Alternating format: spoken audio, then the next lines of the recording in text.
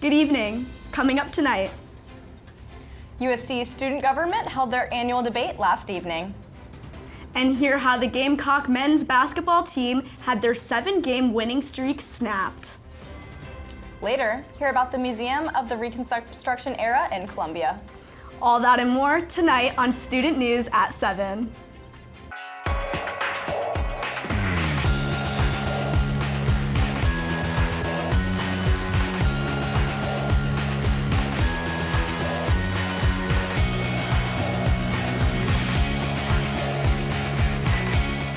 Live from the Kennedy Greenhouse Studio. This is Student News at 7. Good evening, Carolina. I'm Bridget Bruchalski. And I'm Erin Smith. Thanks for joining us tonight. Last night, the student government candidates held their debate session 1 week out from the election. Let's meet the candidates and their primary campaign goals. For Student Body President Peyton Byers, a junior political science student who served as Chief of Staff for former Student Body President Reedy Newton and current President Emmy Thompson. Byers' campaign focuses on safety, Wi-Fi, campus infrastructure, and the overall student experience. Courtney Tax is running alongside Byers as Vice President, a sophomore public health student and political science student. Speaker of the Senate candidate Maura Hamilton is also advocating for campus Wi-Fi improvements and student health service communication. Finally, Jacob Wyatt is running for treasurer, aiming to improve organizational request funding. Remember, students can vote from their respective colleges next week from 9 a.m. on February 29th to 5 p.m. on February 21st. The Center for Civil Rights History and Research is finding a new home on campus in Booker T. Washington. Currently, the center does not have a physical location and instead consists of a series of collections that are split amongst the South Caroliniana Library and the Halling Special Collections Library. The center highlights civil rights history in the university and across the state. Because the center maintains status on the National History Registry, it received $6 million in funding from the National Park Services to renovate Booker T. Washington's space. Booker T. Washington's renovation will include new classrooms, meeting spaces, and new exhibits. I feel like this Booker T. Washington has such a historical tie, so I feel like it's going to be a really great location for this center. Yeah, I think this collection will be right at home at Booker T. Washington. The Gamecock Community Shop is working to provide resources like clothing to USC students who need it. SGTV reporter Clarissa Meyer has the story. Being a college student comes with a cost, and on top of the basic payments like tuition, unexpected expenses arise. One of those expenses corresponds with professionalism. As students are developing their career, business attire is needed. Executive Director for the Gamecock Community Shop, Olivia Gillespie, explains why. As a college student, you're going to need it for an interview. If you're interviewing for an internship, or for example, if you're rushing a business fraternity or a professional fraternity or professional organization just in general, you're going to need those more professional business casual clothes to wear. All for free, Carolina Closet provides both professional and casual attire. Working to get rid of clothing insecurity among USC students, even accessories from hats to socks to being on occasion, the closet provides it with only a checkout form and Carolina card needed. USC student Angelica reflects on her first closet experience. And I did get a couple clothes from my sorority, and luckily I did get in. I got a blazer, I got I think 2 business pants, a skirt, and I had a top already. Once you've made your way over to Carolina Closet and have found the items that you want to take with you, you can go check out the other resources that are all in one spot. All located at the Coliseum, resources can be accessed together with the hope for relieving that extra stress. So just coming in and just taking advantage of what the university provides you, I think at your time at Carolina, during your time at Carolina, I think it's a really good, smart move. And because like I said, college is expensive, college is stressful, but we try to take some of those loads off of you as a student. Keeping the focus on their education, students can supply their needs with more ease. For SGTV News, I'm Clarissa Meyer. Thanks, Clarissa. I have a job interview coming up, so I think I'm going to be checking it out to see if I can find any good clothes for my interview. Well, I've never been, so you're gonna have to let me know if it works out because I'm definitely curious about it, and good luck on your interview. In breaking news, there was a shooting at Kansas City's Union Station during a parade for the Chiefs' Super Bowl win. As of now, 22 people have been shot with 1 fatality. Several others have been injured. 8 of the 22 individuals were children. More than 800 police officers were in the area and on top of nearby buildings, according to AP News. About 1 million people attended the parade for the Chiefs' win. Players from the team were even on stage celebrating when the shooting took place. According to the Gun Violence Archive, this was at least the 48th mass shooting in the United States this year. The story is still breaking with new developments and investigations on who the gunman was, if there was more than one, the motive, and more. Coming up after the break, SGTV sports reporters Karenna Porter and Violet Raftery will give us the latest in sports. You don't want to miss it. Welcome back, everybody. I'm Karenna Porter. And I'm Violet Raftery, here to give you the latest in sports. We start today's segment with breaking news. The head football coach at Georgia State University, Sean Elliott, has resigned and agreed to come back to the Gamecock football program as the tight end coach and run game coordinator. Elliott previously served as an assistant coach for South Carolina from 2010 to 2016 and is a Camden, South Carolina native. Elliott said, quote, "This was not a professional move, but a personal move," end quote. His family still lived in Columbia for the 7 years he was coaching Georgia State. Well, Gamecock men's basketball's 7-game win streak was cut short in Auburn last night. South Carolina got on the board first with a free throw followed by a 3-pointer, both from BJ Mack, while Meechie Johnson and Colin Murray Boyles scored 10 and 11 points in the first 20 minutes, respectively. But the first half still ended with Auburn bolstering a 50-28 lead. The 5 starters, Johnson, Murray Boyles, Mack, Talon Cooper, and Zachary Davis, combined for all 61 of the team's points, aside from a singular free throw from Stephen Clark. The final score was 101-61 Auburn, leaving the Gamecocks with their first loss in nearly a month. On the brighter side for the Gamecocks, SEC Freshman of the Week Murray Boyles has established himself as a South Carolina starter, scoring 19 points on the night, combined with 7 rebounds, 2 steals, and a block. Johnson just surpassed him with 22 points of his own and also finished with 7 rebounds and 2 assists. They look to get back on track against LSU at Colonial Life Arena on Saturday. So I think maybe after last night's game, Lamont Paris might be burning one of his quarter zips, but he has quite a few still with an undefeated record in his closet, so he'll still have something to wear this weekend. Yeah, I agree. I don't think it'll slow down their momentum, and they certainly seem to be playing better at home. Absolutely. ESPN's College Game Day is coming to Columbia on Sunday for the women's basketball game against Georgia. The number 1 ranked Gamecocks hope to remain undefeated. Elle Duncan is set to host the show alongside commentator Andrea Carter, NBA analyst and All-Star Shanae Ogumbuke, as well as Hall of Famers Carolyn Peck and Holly Rowe. Pam Ward and Stephanie White will call the game. This game day is the second of 5 women's college basketball shows this season. The program will air at noon Eastern Time on ABC with a 1 p.m. tip-off. Doors to Colonial Life Arena will open at 11:30 a.m. to fans. Now, I'm really excited. I'm sure that Coach Staley is really excited to be hosting another College Game Day. Absolutely. It's a great platform for this team, the sport, the players. I, however, am not excited for probably the traffic we're going to see this weekend, but it's a sacrifice I think Columbia is willing to make. I agree. Now, this Tuesday, it was announced that 5 football players will be representing the University of South Carolina at the NFL Scouting Combine. Of the 321 prospects invited are quarterback Spencer Rattler, wide receiver Xavier Legette, cornerback Marcellus Dial, tight end Trey Knox, and offensive lineman Nick Gargiulo.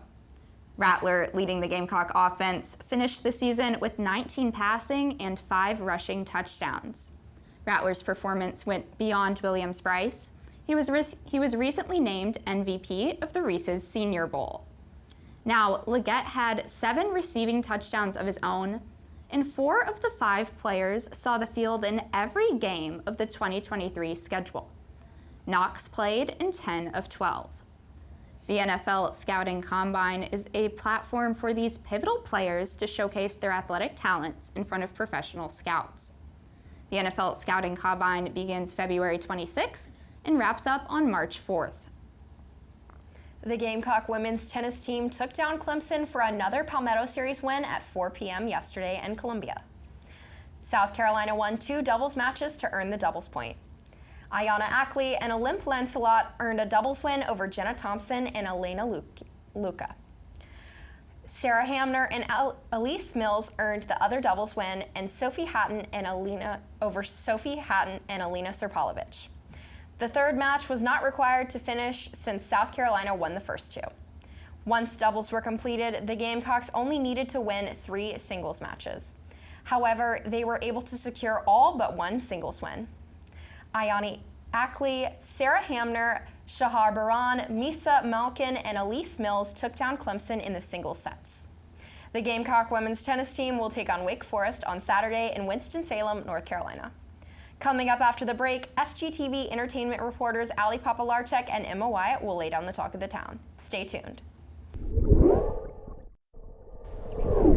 Welcome back, Carolina. I'm Emma Wyatt. And I'm Ali Popielarczyk, here to give you the latest in this week's entertainment. On Sunday, the 18th, something special is happening, and it's all thanks to Richland County, with support from the Historic Columbia Board Liaison, Councilwoman Gretchen Barron. You're invited to tour one of Historic Columbia's house museums for free. This month, make sure to mark your calendars and head over to the Museum of the Reconstruction Era at the Woodrow Wilson Family Home. The Museum of the Reconstruction Era is the nation's only museum dedicated to showcasing the post-Civil War Reconstruction period, and it is housed in South Carolina's only remaining presidential site. Through a multi-faced interpretation, the Museum of the Reconstruction Era aims to eliminate the myths of Reconstruction that are so prevalent in society today. Self-guided tours are being offered from 1 to 4 p.m. Admission is free for HC members and residents of Richland and Lexington counties. For all other visitors, admission to the Museum of the Reconstruction Era of other properties is $12 for adults and $8 for youth, payable on site. Space is limited, so guests will be registered on first-come, first-served basis. The house will be open for guests to tour at their own pace, and guides will be available to answer any questions. This is an excellent opportunity to explore history and learn something new. Make sure not to miss it. Do you want to spice up your Sunday and start your week off right? If that's the case, then head over to the Ice House Amphitheater in Lexington for the 10th Annual Lexington County Chili Cook-Off. This is an event open to all ages and runs from noon until 5 p.m. It is hosted this year by both the Lexington County Blowfish baseball team and the Old Mill Brew Pub. 25 teams will face off, and guests are able to pick their hottest vote. There will also be additional food and drinks available for purchase, with live musical performances keeping everyone from burning up. Tickets for this food extravaganza are $5 for kids 12 and under, $12 for adults prior to the event, and $15 for adult day of tickets. All proceeds from the cook-off will go towards the Town of Lexington Police Foundation, as well as other various Lexington County organizations. Please note that this occasion is not determined on weather, so chili or not, there must be people ready to dig in and decide which team's dish got jalapeno taste buds. Emma, I think I should stop by this. I'm not a huge chili fan, definitely eat the cornbread when it's made at home, but I could get into this. I'm not the biggest fan of spice, but I do enjoy a good chili bowl, so we should definitely check it out. Do you like to run or just enjoy the outdoors? Well, get ready to lace up your shoes and hit the trails at the highly anticipated Sand Hills Trail and Ultra Festival.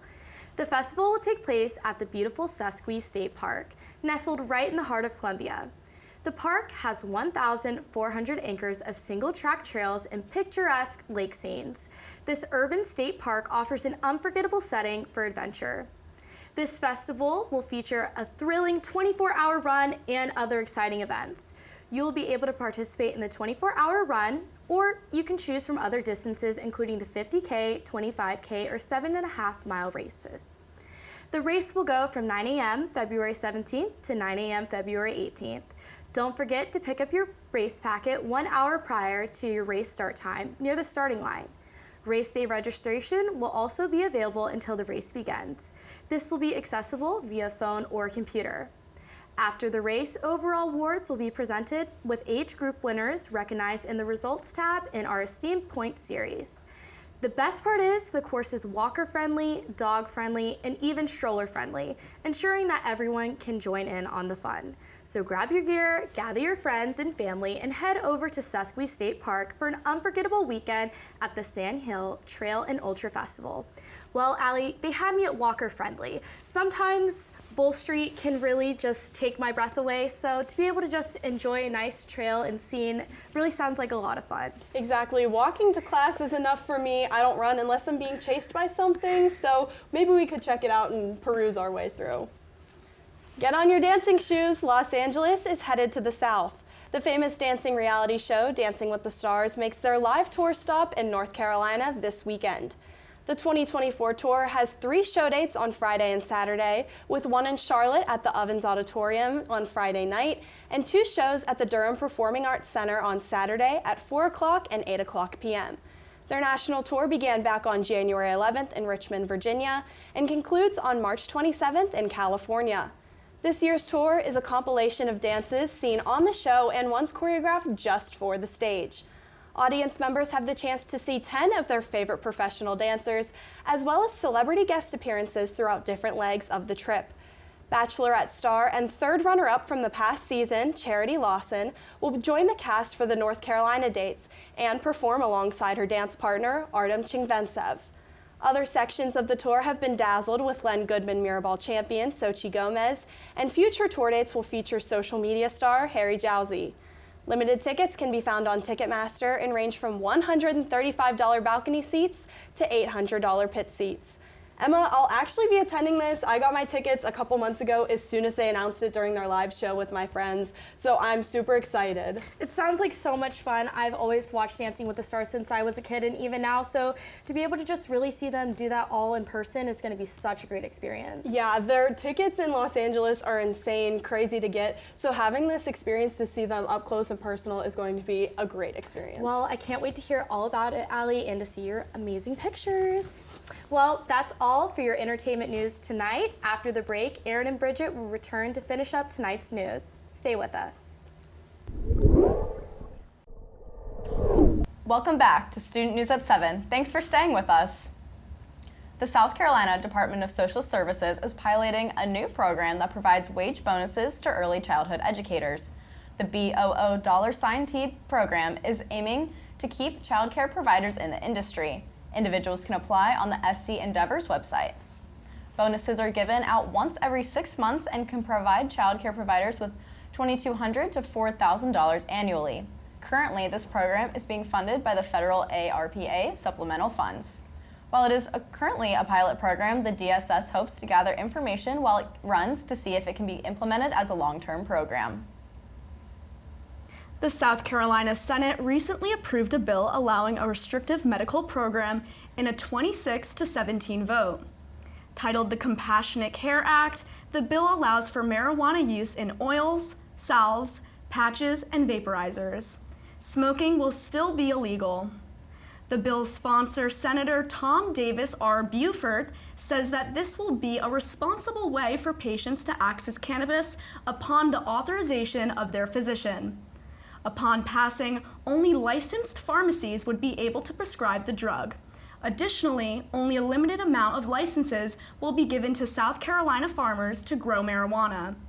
If the bill is approved by the House and signed by Governor Henry McMaster, South Carolina will be the 39th state to legalize medical cannabis.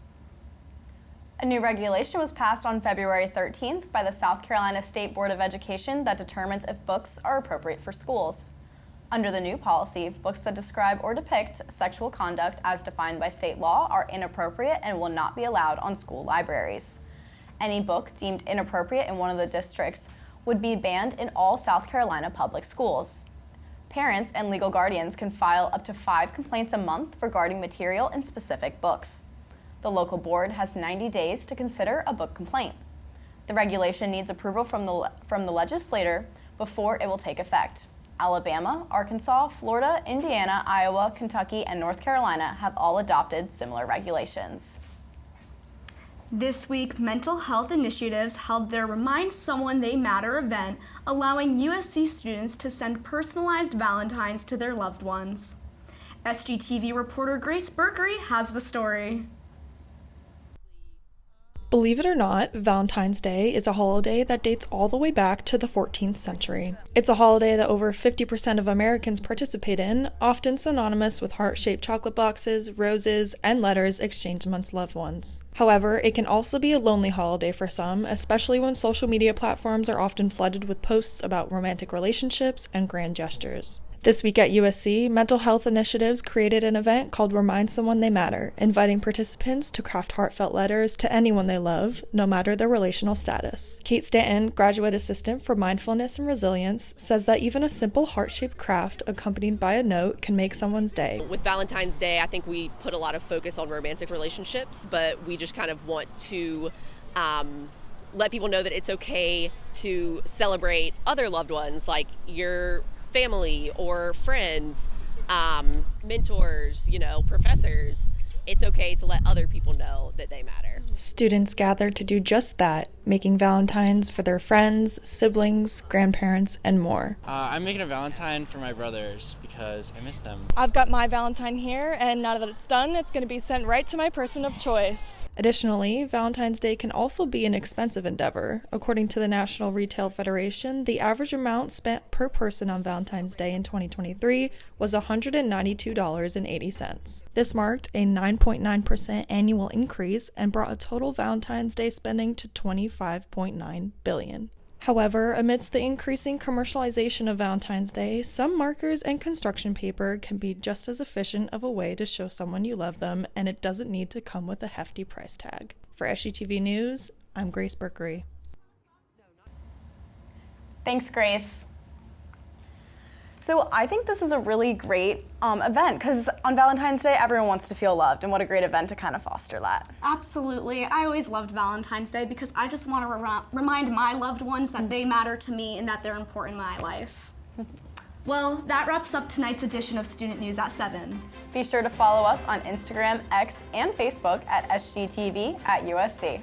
And to keep up with all of our content, be sure to also visit us online at sgtv@usc.com. For SGTV, I'm Bridget Bruchalski. And I'm Erin Smith. From all of us here at SGTV, have a great night, Carolina. Forever to thee.